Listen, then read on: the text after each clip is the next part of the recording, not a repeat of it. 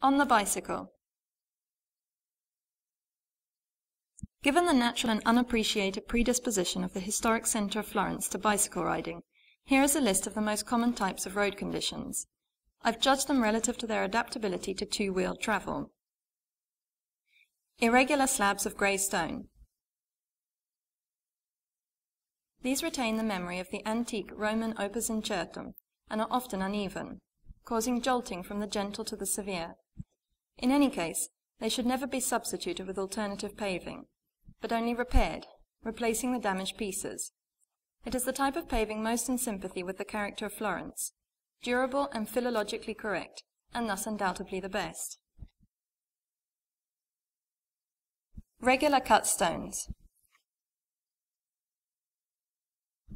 In parallel lines, almost always installed in the pattern of a fish spine, they are stippled to minimize slipperiness in wet weather.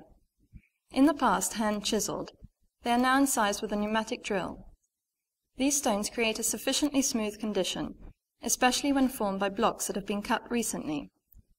Passing over them, the wheels constantly vibrate, producing a pleasant ringing sound. Sanpietrini. Not a local stone, which is obvious from its name.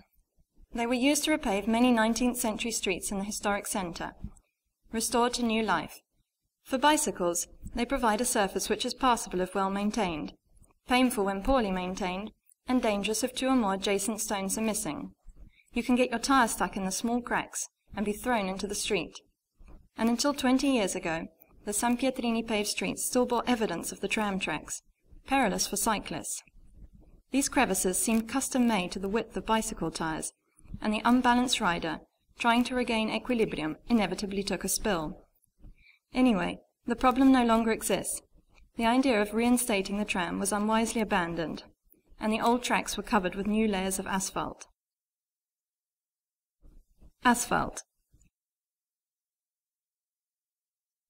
The best surface for a fast and smooth ride, with minimal wear on the tyres. It makes a continuous rustling sound, a kind of hum that lets you hear the rolling of the wheel on the hub, or the links of the gear chain. In any case, it's an anonymous experience. Asphalt is the most harmful surface for the city's memory and perception of its beauty. Considered an appropriate material for poured fill, it was used for the resurfacing of most sidewalks and streets in the 60s and 70s. Now it is obvious that it has ruined beautiful streets. Via Cavour, Via Romana, Via della Vigna Nuova, and dozens of others. Concrete. A paving substance that, even though limited to just 2 or 3 streets in the city centre, still assumes a very high symbolic value. Cycling is totally irrelevant relative to the outrage that Florence suffered during the 30s, when whole sections of the historical district of Santa Croce were destroyed in the name of urban reclamation.